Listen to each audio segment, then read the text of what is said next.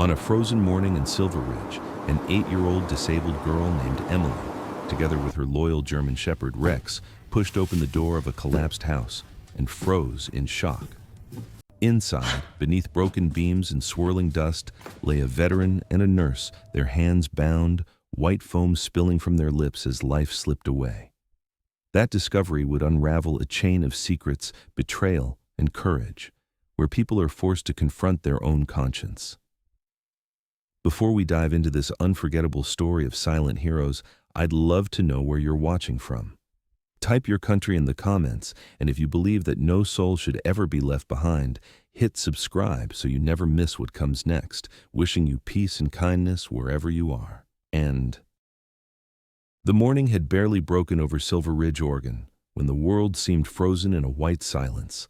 Thick snow blanketed the wooden rooftops and muffled every sound, turning the small mountain town into a painting of cold serenity. In the heart of that stillness, an 8-year-old girl named Emily Carter slowly made her way down a narrow, icy trail. She moved with care and quiet determination, balancing on 2 small crutches that bit softly into the snow. Her left leg gleamed faintly, a polished metal prosthetic that caught the early light like a quiet testament to her strength. Beside her trotted Rex, a 6-year-old German Shepherd with a thick sable coat, black along his back and tan across his legs and chest, eyes sharp amber and alert to every sound. Rex never strayed far. Every few steps he looked back to ensure Emily was keeping up, tail flicking, breath steaming in the chill air. The bond between them was wordless, something built from trust, from days when the world had offered little else but hardship. Emily's face was pale from the cold, framed by a few loose strands of blonde hair escaping her wool cap. Her cheeks were pink, not from comfort but from effort. The prosthetic leg made walking difficult, yet she refused to let it define her limits. The forest ahead loomed with quiet mystery, branches heavy with snow, and the air held that clean, sharp scent that only winter could bring. They were following no particular path that morning, only the rhythm of the wind and the comfort of each other's company. But then, without warning, Rex stopped. His ears shot up, his body stiffened, and a low growl rumbled deep in his throat. Emily froze, tightening her grip on the crutches. "What is it, boy?" she whispered, her breath fogging the air. Rex's growl turned to a sharp, urgent bark, then another. He lunged forward, snow spraying beneath his paws, heading straight toward the ruins of an old, abandoned house at the edge of the woods. Emily hesitated only a second before pushing forward, awkward but determined, her crutches sinking into the snow with each hurried step. The house stood at the bottom of a slope, half swallowed by time. Its roof had caved in, the walls were blackened with old fire marks, and the windows hung shattered like broken eyes. A faint chemical odor drifted from within, sharp, metallic, and wrong. Emily wrinkled her nose, heart pounding. "Rex, wait," she called, but the dog had already disappeared through the open doorway, barking wildly. The wind howled through the cracked beams as Emily reached the entrance. She paused, gathering courage, then pushed her way inside. The wooden floor groaned beneath her weight. Dust and snowflakes swirled together in the dim light. Rex stood ahead, motionless now, his body low and tense, eyes locked on something in the corner. Emily followed his gaze, and her breath caught in her throat. 2 people lay sprawled across the floor, half buried under a collapsed beam. A man in his early 40s with a square, rugged face and short, dark hair streaked with silver, and a woman, mid-30s, with pale skin and auburn hair tangled across her shoulder. Both were motionless, their hands bound tightly behind their backs, and from their lips bubbled a thin trail of white foam. Emily's heart hammered so loud she could hear it in her ears. The man's clothing, a thick military jacket, torn and dust-covered, marked him as a veteran. The woman's half-visible uniform told another story. She was a nurse. Rex whined and nudged the man's arm gently, but there was no response. Emily felt the sting of panic rise in her chest, but instinct told her she had no time to waste. She swallowed hard, her small voice trembling. "They're alive. Maybe." Her eyes darted to the door, to the gray sky outside, and a thought flashed in her mind. The old phone booth near the main road, less than a few hundred meters away. She turned and stumbled through the snow, Rex bounding beside her. Each step was agony. The cold, the uneven ground, the fear, but she kept going, driven by something larger than fear itself. The wind clawed at her scarf, the crutches slipped more than once, yet she pressed on until the bright red frame of the phone booth came into view like a miracle in the white.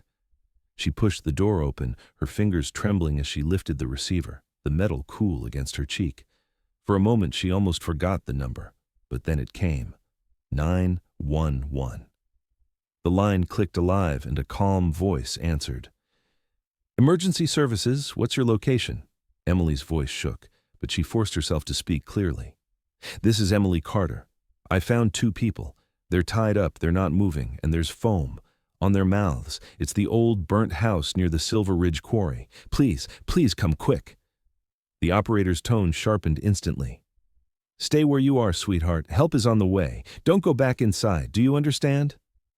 Emily nodded, clutching the receiver as if the voice itself could keep her safe. "Yes, ma'am," she whispered. Then she hung up and turned toward Rex. "They're coming, boy. We did it." The two hurried back toward the house, the distant sound of sirens already faintly echoing through the hills. Emily waited near the gate, unwilling to go inside again but unable to look away.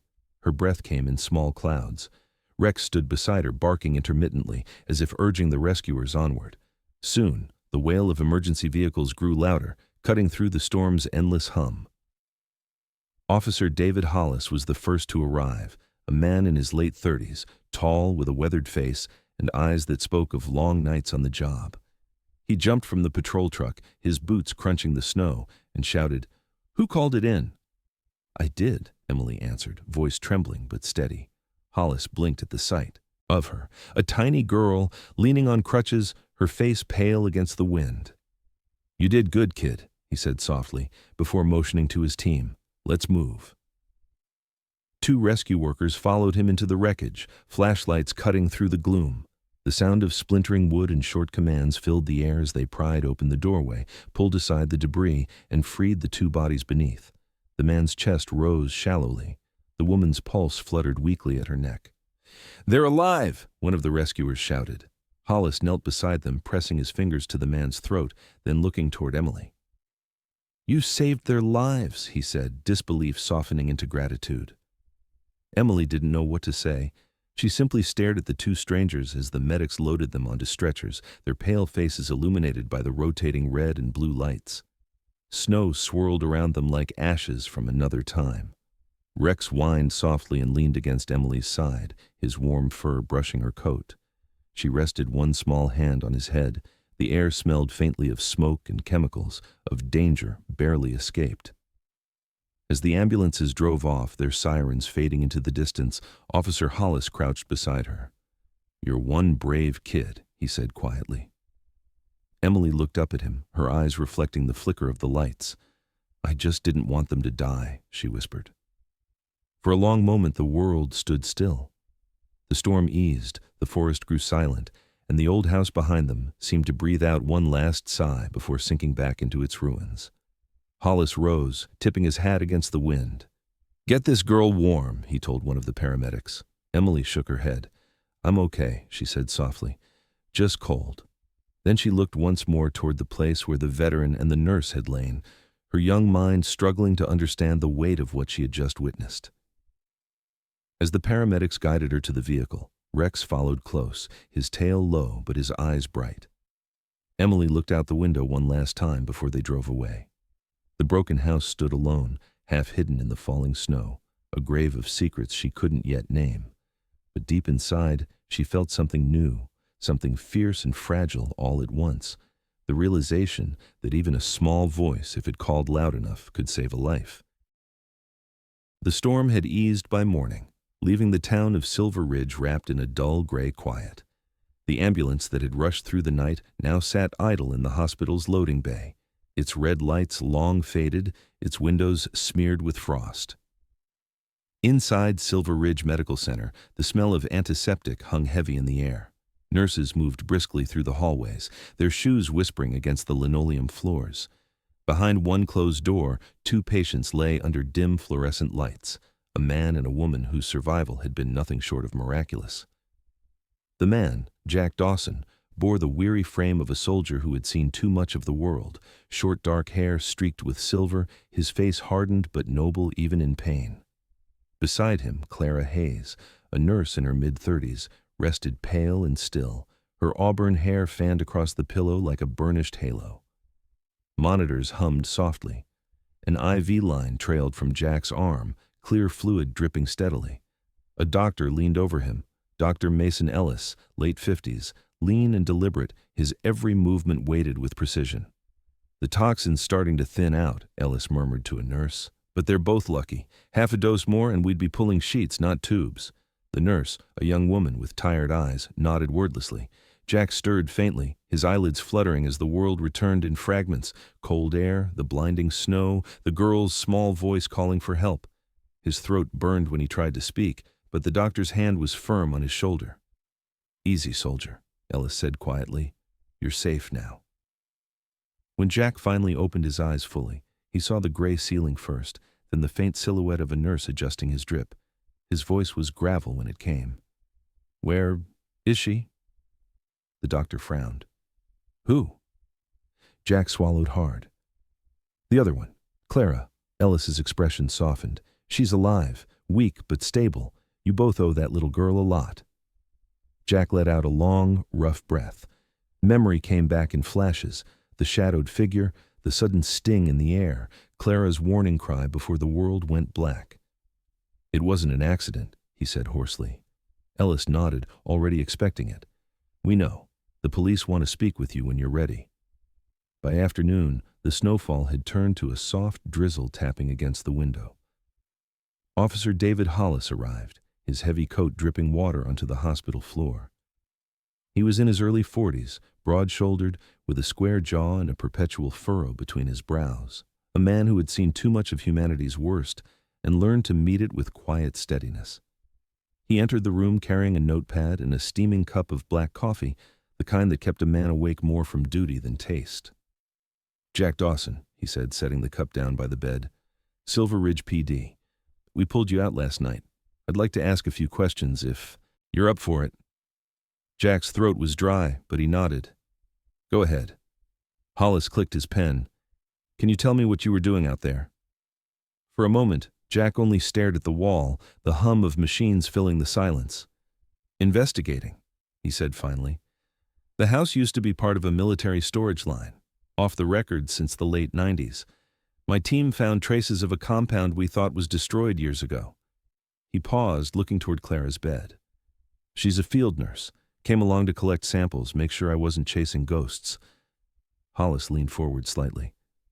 "And what was the compound?" Jack's eyes narrowed. X9, a neurotoxin, unstable, lethal, and classified. It should have been burned with the rest of the Sentinel Project. The officer's pen stilled mid-scratch. "Sentinel Project," he repeated. "That rings a bell." Jack's voice grew steadier as he spoke, each word sharp with purpose. 10 years ago, I was assigned to the project's security detail. Our job was to protect research shipments, not ask questions. But something went wrong. The lab leaked. Civilians died. They told us to destroy every file, every sample, every truth. But someone didn't. Someone kept making it. Hollis's jaw tightened. "And that someone found you." Jack nodded faintly. "They tried to make sure I'd never talk." His eyes fell on Clara again. "She just wanted to help me verify what I found. They didn't care who she was." That night, while Clara slept, Jack lay awake, the rhythmic beep of the monitor tracing his memories like a pulse from the past. He could still see the warehouse lights, the smell of gas, the click of metal before the explosion. But now there was something else, a face small and fragile in the snow, framed by blonde hair and fearlessness. The girl. He didn't even know her name, but her voice haunted the edges of his thoughts.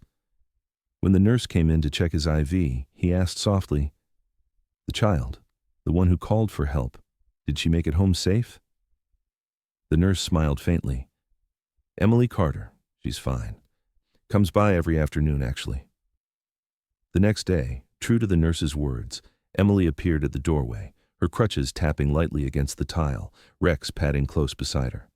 She looked smaller against the white walls, her winter coat hanging from her thin shoulders, but her eyes carried the same quiet determination that had cut through the storm.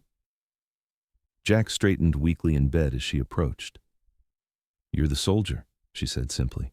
Her tone wasn't a question. Jack managed a faint smile. "Guess I am. And you're the reason I'm still breathing." Emily blushed slightly and glanced down at Rex. "He found you first. I just followed." For a moment, silence filled the room, the kind that holds both gratitude and things that can't yet be said. Then Emily asked softly, "Were you scared?" Jack blinked, caught off guard by the innocence of the question. He looked at his hands, still faintly trembling. "You only get scared when you know you've done something wrong," he said at last. "I was angry, not afraid." Emily nodded slowly, as if filing that truth away in her small, thoughtful mind. "Then you're a good man," she said simply, and that somehow hurt more than the poison ever had. When Emily and Rex left, the room felt a little less empty. Outside, Hollis stood near the nurse's desk, flipping through a stack of preliminary reports. The forensics team had tested the residue scraped from Jack's jacket and Clara's gloves, traces of X9, exactly as he'd said. Hollis's expression darkened. The last time he'd heard that code name was in a closed case report buried in the archives. Incident 47B, Silver Ridge Research Facility explosion, casualties 23, cause, chemical containment failure. The commanding officer of that operation had been Colonel Richard Vance. Hollis returned to the room quietly. Jack was half asleep but opened his eyes when the officer approached. "You mentioned the Sentinel project," Hollis said. "You remember who ran it?" Jack's gaze sharpened. "Vance," he said, his tone a mix of respect and contempt. "He taught me everything I know about protocol and about silence. When the incident happened, he vanished. No reprimand, no inquiry, just gone." Hollis nodded grimly. "He's not gone now. Evidence from your case lines up with several unsolved poisonings in the last decade. If he's behind this, he's been busy." Jack exhaled, the weight of old loyalty clashing with new rage. Vance always said control was the only kind of peace. If he's still chasing that philosophy, God help anyone who stands in his way. Hollis closed his notebook. "Then let's make sure he doesn't find peace in Silver Ridge." His voice was low, resolute. Outside, snow began to fall again, thick and relentless, covering the hospital lights in a shroud of white. Somewhere down the corridor, a child's laughter echoed faintly. Emily and Rex playing near the waiting room.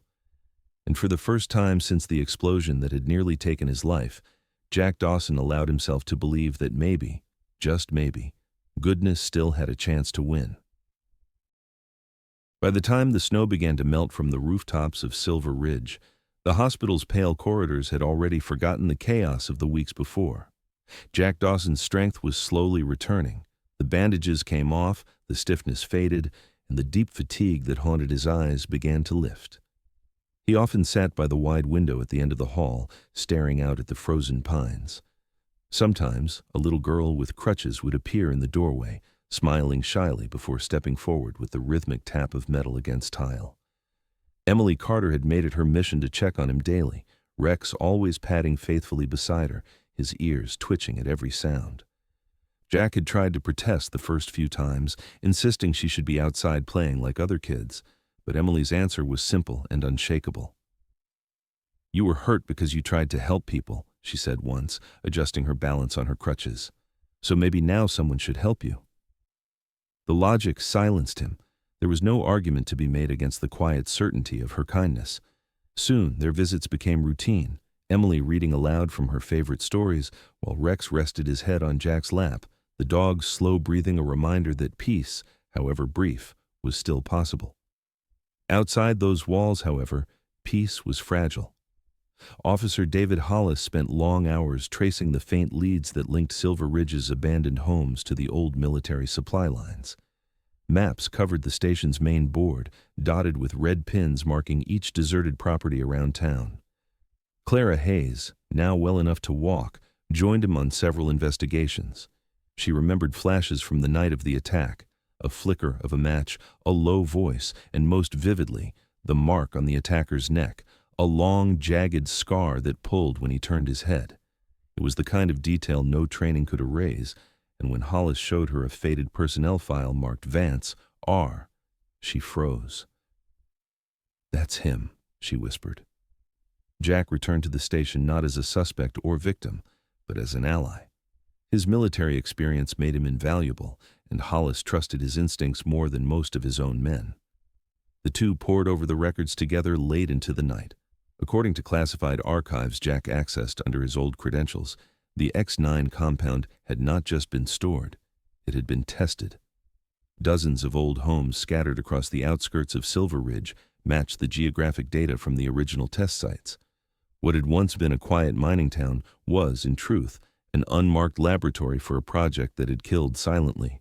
The files mentioned respiratory degradation and neurological attrition in subjects within proximity. The words chilled them both. When Emily overheard parts of their conversation one afternoon, her reaction was neither fear nor confusion, but something deeper. Quiet determination. She was sitting cross-legged on the station's bench, sketching Rex's paw in her notebook, when she said suddenly, "If people just keep doing what's right, bad ones won't have anywhere to hide." Her tone was so certain, so clean of doubt, that both men stopped what they were doing. Jack turned slowly toward her, the corners of his mouth lifting in something between pride and pain. "You sound like someone who's never stopped believing," he said. Emily met his gaze without hesitation. "You sound like someone who almost did." That small exchange lingered with him for days. It was strange how an 8-year-old could remind a soldier of the meaning behind his own uniform. Since that morning, Emily and Rex had been allowed to accompany them during daylight patrols around the abandoned districts, though Hollis set strict boundaries. Rex proved especially useful. The German Shepherd's nose picked up traces of chemicals in places no detector could. Jack often walked beside the dog, hand brushing its fur absently as if grounding himself in something uncorrupted. More than once, Emily would laugh softly at the sight. "He likes you," she'd say. "He doesn't like just anyone." Jack would nod. "Maybe he sees more than most people." They found the first real proof 3 miles north of town, an old farmhouse with shattered windows and rusted tanks buried under snow. The air inside carried the faint scent of burned plastic. Hollis's team moved carefully, masks tight, flashlights sweeping across walls stained with pale streaks. Clara knelt to collect residue samples, her gloved fingers trembling slightly. "It's fresh," she said quietly. "Someone's been here recently." Jack crouched beside her, his eyes narrowing. "They're restarting it. The X9 isn't history, it's production." Hollis swore under his breath. "Then we've got a problem bigger than this town."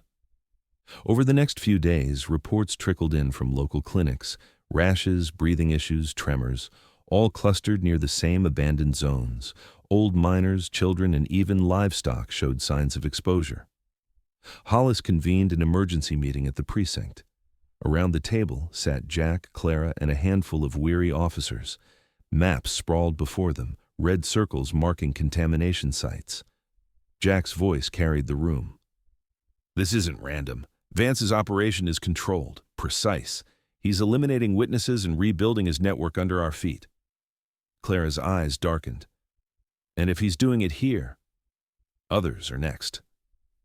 The silence that followed was suffocating. That evening, after the meeting, Emily found Jack sitting outside the station under the dim streetlight. The snow had started again, gentle flakes settling on his shoulders. She approached slowly, Rex padding at her side. "They said bad people are back," she murmured. Jack looked down at her, his breath a pale mist. "Yeah," he said softly. "They never really left." Emily leaned her crutches against the bench and sat beside him, her prosthetic leg gleaming faintly under the light. "Then you can't give up now," she said, "not after coming this far." Jack turned toward her fully then, seeing not a fragile child but a mirror of the courage he thought he'd lost long ago. In that moment, something shifted quietly inside him. The war he had left behind no longer felt like the only one that mattered. Silver Ridge was his battlefield now, and the people, these few stubborn souls who refused to look away, were worth every risk. He stood, pulling his coat tighter. "You're right," he said. "We keep going. Emily smiled, satisfied, and whistled for Rex, who wagged his tail once before falling into step beside them. Inside the station, Hollis was on the phone, his voice low but urgent. The call confirmed their worst suspicion. Colonel Richard Vance was not only alive, but leading a covert syndicate responsible for illegal chemical distribution. His location, somewhere near the ridge itself. The night grew colder, the wind sharper, but Silver Ridge no longer felt paralyzed by silence.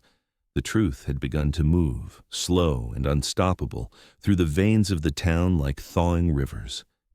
Jack Dawson, Clara Hayes, David Hollis, Emily Carter, and the loyal dog Rex were now bound by something stronger than circumstance.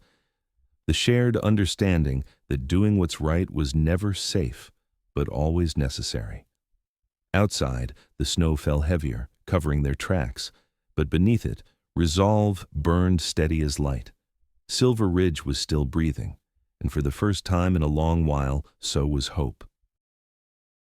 The snow came heavy that night, swallowing the quiet town in a storm of white. Streetlights blurred into pale halos, and the wind moaned low through the alleys of Silver Ridge. Emily Carter had just finished helping her grandmother fold laundry when Rex barked softly near the door, uneasy. The dog's ears twitched at something distant, a sound buried beneath the howl of the storm. Emily pulled on her coat, the one too big for her small frame, and stepped onto the porch.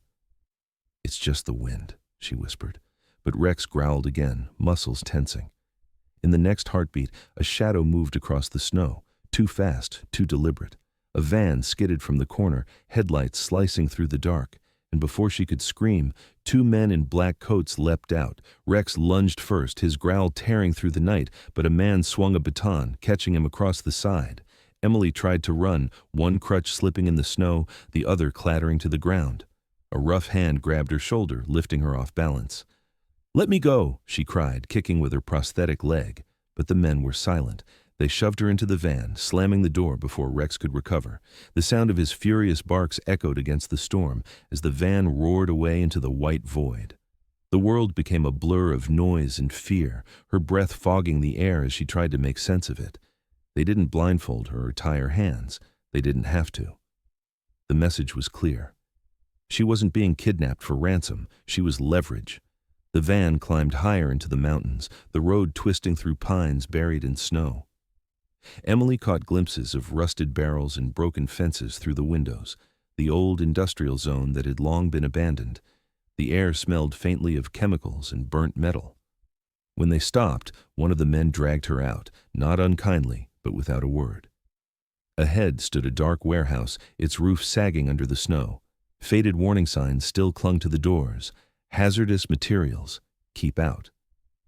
Inside, the cold was sharper, laced with the metallic tang of poison, and waiting in the shadows was Colonel Richard Vance himself, tall, gaunt, his once sharp features carved into something cold and hollow. A deep scar ran down his neck, pulling at the corner of his jaw each time he spoke. "Miss Carter," he said, his voice smooth but lifeless, "you've caused quite a stir in my plans." Emily glared up at him, defiant even through fear. "You're the one hurting people," she said, her voice trembling. "You hurt Jack and Clara." Vance's thin smile didn't reach his eyes. "The world has always misunderstood progress," he replied. "Jack should have known better than to dig up what was buried." He nodded to his men. "Keep her comfortable. She won't be here long." The guards led Emily to a side room, a makeshift office lit by a single lamp.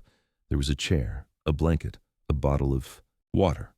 No ropes, no chains, only the weight of silence and the low hum of machines somewhere deeper in the building. At the same hour, miles below the ridge, Jack Dawson's phone rang. He was at the police station, reviewing old maps with Hollis when the sound cut through the static of the radio. "Unknown number." He answered. The voice that greeted him froze his blood. "It's been a long time, Captain Dawson," Vance said, calm and deliberate. "I was beginning to think you'd forgotten me." Jack's grip tightened around the phone. "Where's the girl?" Vance's laugh was soft, almost polite. "She's safe for now. But you understand the situation, don't you? You can choose Jack, stay silent, and she lives. Speak another word about X9 and you'll watch her die with the secret you couldn't bury." The line went dead before Jack could respond. Hollis was already watching his face. "Who was that?" he demanded. Jack met his eyes, voice low and hard. "Vance? He has Emily." For a moment the room went still. Then Hollis snapped into motion, barking orders to his team. "Get every available unit up to the ridge. We move now." Within minutes, the Silver Ridge Police Department turned into a storm of movement. Radios crackling, boots thudding, the sharp smell of gun oil mixing with cold air. Snow whipped against the windshields as a convoy of vehicles rolled out. Rex was already at the door before anyone called his name, whining with impatience. Jack crouched and met the dog's eyes.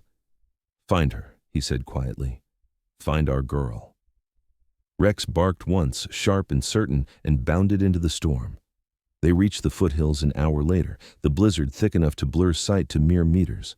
Rex led the way, nose low to the ground, tail stiff with purpose. His tracks vanished behind him as the wind swallowed their trail. Hollis coordinated the teams through earpiece comms, assigning positions along the perimeter. Jack and Rex broke off from the main group, heading toward the back entrance of the warehouse, the same one marked on the old military blueprints. The smell hit them first, chemical fumes mixed with oil and decay. Jack's hand tightened on his sidearm. "If they've started mixing batches again, we're standing on a bomb," he muttered. Inside, the air shimmered faintly with toxin haze. Jack moved low, steady, Rex shadowing him. The first guard appeared at the corner, a broad man with a rifle slung loose. He didn't see them until Rex lunged, teeth sinking into his arm with a flash of fury. The gun clattered to the floor, and Jack finished the job with a quick strike to the jaw. The man fell silently. They pressed on. Through a half-collapsed hallway, Jack heard muffled voices, one of them unmistakably Emily's, small but unbroken. He followed the sound to a room lit by a flickering lamp. There she was, sitting stiffly in the chair, her eyes wide as he burst through the door. "Jack!" she gasped, and for the first time in hours, relief broke through her fear. He knelt beside her, scanning for injuries. "Are you hurt?" "No," she whispered. "He said you'd come." Jack squeezed her shoulder gently. He was right. Rex stood by the doorway, ears back, growling low. Footsteps thundered in the corridor, more guards coming. Jack turned to Emily. "Go with Rex, follow the light outside. Don't stop, no matter what you hear." She hesitated, eyes wet. "What about you?" He smiled faintly. "I'll be right behind you." As Rex guided Emily through the wreckage toward the exit, Jack turned back into the corridor, weapon raised. Vance was waiting near the main chamber, where rows of chemical drums gleamed under the pale light. "Always the hero," Vance said, voice dripping with disdain. "You never learned that courage only matters to the dead." Jack stepped forward, every muscle coiled. "And you never learned when to stop." They circled each other, the tension snapping like wire. Then Vance reached for the detonator on his belt. "If I can't cleanse this world, I'll bury it." He pressed the switch, but Jack lunged first. The two men collided, struggling as the device clattered across the floor. The fight was brutal, desperate. Vance slammed Jack into a beam, snarling. Jack countered, driving his fist into the older man's ribs. The detonator skidded toward the edge of a cracked floor panel. Vance dove for it, but Jack was faster. With a single motion, he drove him down, wrenching the device away. A sharp crack echoed as the structure gave way, dust and debris cascading around them. Jack held him pinned as the distant sound of sirens rose outside. Hollis's team breached the upper level, shouting commands, flashlights slicing through the haze. "We've got him!" someone yelled. When it was over, the warehouse was surrounded, flashing lights painting the snow red and blue. Vance, bloodied and handcuffed, was led out through the drifting smoke, his eyes still burning with cold hatred. Jack stood nearby, breathing hard, the detonator safely in Hollis's hand. Then he saw her. Emily, wrapped in a blanket beside Rex, who rested his head against her knee, eyes half closed but unyielding. She looked up at Jack and smiled, small and tired. "I told you you'd come," she said. He smiled back, kneeling beside her. "And I told you not to doubt me." Outside, dawn began to break, faint light spilling over the ridge. The nightmare was over. Vance's men were in custody, the warehouse sealed, and the X9 caches secured. For the first time in months, Silver Ridge could breathe again. Jack placed a hand on Rex's neck and looked at Hollis. "It's done," he said quietly. Hollis nodded. "You brought her back. That's what matters." The wind carried away the last echoes of the storm, as the town below stirred to life once more, unaware of how close it had come to ending. In that moment, the broken veteran, the little girl, and the loyal dog stood beneath the pale morning sky.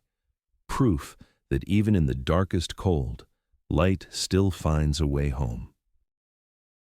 Winter loosened its grip on Silver Ridge slowly, as if reluctant to surrender the snow that had long blanketed its streets. A faint warmth crept back into the valley, melting the white drifts into streams that whispered through the gutters.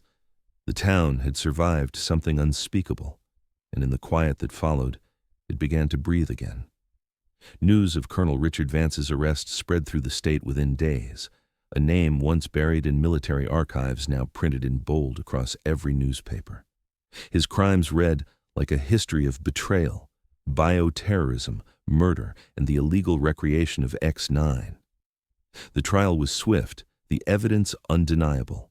When the verdict came, the words, "life imprisonment without parole," carried through the courtroom like a bell marking the end of an era. Jack Dawson was there, standing beside Officer Hollis and Clara Hayes as the gavel fell. Vance didn't look at them when he was led away. The deep scar along his neck tightened as he turned his head slightly, his expression a mixture of contempt and exhaustion. Jack met his gaze one last time, not in anger, but in quiet finality. There was no victory in it, only the understanding that monsters were rarely born, they were made. As the courtroom emptied, Jack stepped out into the pale sunlight of early March. The wind was sharp, but it carried no stench of smoke, no echo of sirens. For the first time in years, the air felt clean. He thought of Emily then, and the way her small hand had clung to his when they left the warehouse, the way Rex had limped beside her but refused to rest until she was safe. In the weeks that followed, Silver Ridge changed. Workers cleared the wreckage on the ridge and sealed off the chemical sites. The local newspaper called it the long winter of redemption. People returned to the streets, rebuilding homes that had stood empty for years. The school reopened. The bell over Carter's bakery began to ring again, and with every sound, the town seemed to reclaim a piece of itself. Jack, once a man haunted by silence, found purpose in motion. He met with veterans from nearby counties, men and women who had come home but never truly returned. With the help of Hollis and a small grant from the state, he opened a new facility on the outskirts of town, a low brick building with a sign that read, Silver Ridge Veteran Support Center. Inside, the air always smelled faintly of coffee and cedarwood. The walls were lined with photos of service members, not in uniform, but in life. Jack's idea was simple, a place for healing, not remembering. Clara visited often, bringing supplies from her own project, a free community clinic she'd built near the town square. The two endeavors became intertwined, a shared symbol of what could grow from ruin. Clara's clinic took in minors with lung issues, children with chemical exposure, families too poor to afford care. She never turned anyone away. Sometimes, after closing hours, she'd stop by Jack's center with a cup of tea, and they'd sit quietly, watching the town lights blink in the distance, each lost in their own thoughts. Emily became a familiar sight around both places. Every afternoon after school, she and Rex would arrive, the dog now wearing a service vest proudly stitched with the words K9 Hero. The townsfolk adored them. Emily had grown stronger. She still moved on her crutches, but with more confidence, the rhythmic sound echoing through the hallways like a heartbeat.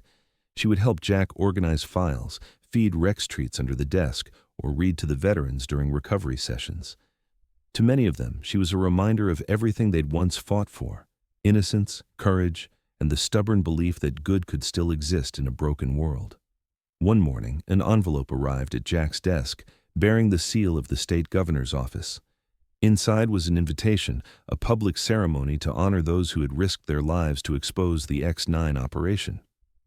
Jack stared at it for a long time before showing it to Clara. "They're giving medals," he said simply. She smiled. "You deserve one." He shook his head. "Not me. The ones who kept me standing do." A week later, under the open sky of Silver Ridge's central square, the town gathered. The flag rippled in the wind, children perched on shoulders, cameras flashing.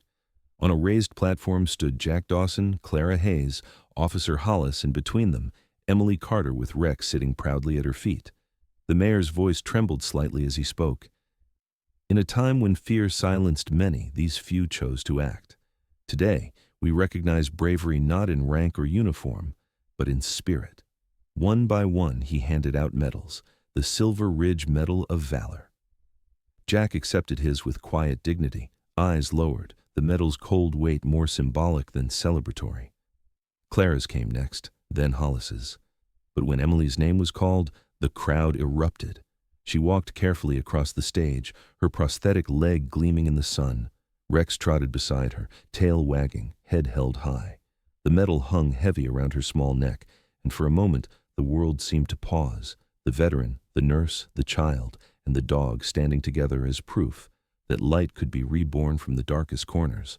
When asked to speak, Emily hesitated. Her voice when it came was soft but steady.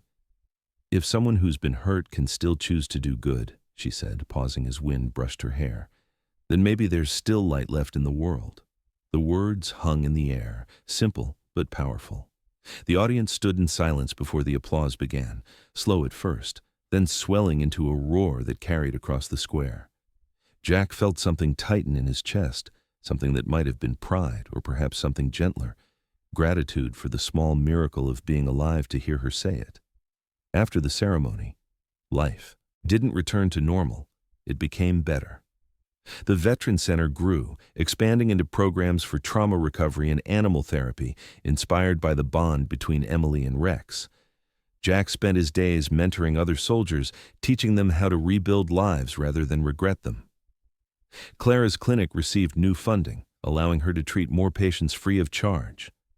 The town began organizing an annual Silver Ridge Day, a festival to celebrate unity and compassion. People laughed again, children played without fear, and even the air seemed lighter. The darkness that had once cloaked the valley was gone, replaced by a fragile but enduring warmth. That spring, as the snow finally melted for good, Jack and Emily took their usual walk down the ridge road. The ground was wet, patches of green showing through the mud. Rex bounded ahead, tail wagging furiously as he chased a drifting leaf. Jack slowed his pace so Emily could keep up, her small crutches tapping rhythmically against the soft earth. "You know," he said, looking at the horizon, "you remind me of someone I used to be." Emily grinned. "You mean a soldier?" He shook his head.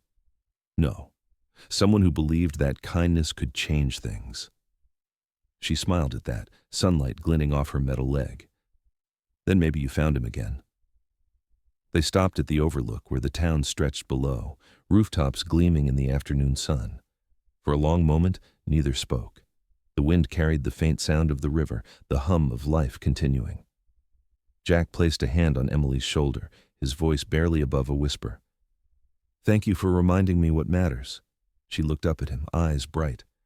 "You already knew, Jack. You just forgot." Rex barked once, as if agreeing, then darted ahead down the trail. Jack chuckled, shaking his head. "Come on, hero," he said, following after. Emily laughed, the sound pure and light, echoing through the valley like a promise. As they walked into the fading sun, Silver Ridge shimmered beneath them, not a town reborn, but one finally awake. The past still lingered in the wind, but it no longer hurt. It was simply part of the story, carried forward by those who had chosen compassion over fear. At the end of the road, Rex turned, waiting for them, his amber eyes bright against the dying light. Jack and Emily caught up, their shadows long against the snow-melted ground. Together, they walked on, a soldier, a child, and a dog, toward the warmth that had always been waiting at the edge of the cold. At the heart of this story lies a truth we often forget, that real heroism doesn't always wear a uniform or make headlines. Sometimes it's found in quiet acts of kindness, in the courage to forgive, and in the compassion to help even when the world turns cold. The people of Silver Ridge reminded us that love, empathy, and silent sacrifice can rebuild what hatred destroys. In every one of us there's a spark of light, and when we choose to do good, no matter how small, we keep that light alive for others. If this story touched your heart, share it with someone who might need hope today. Tell us in the comments what this story made you think about, and don't forget to subscribe so you never miss another story of faith, courage, and the goodness that still lives in people. May God bless you and your loved ones wherever you are.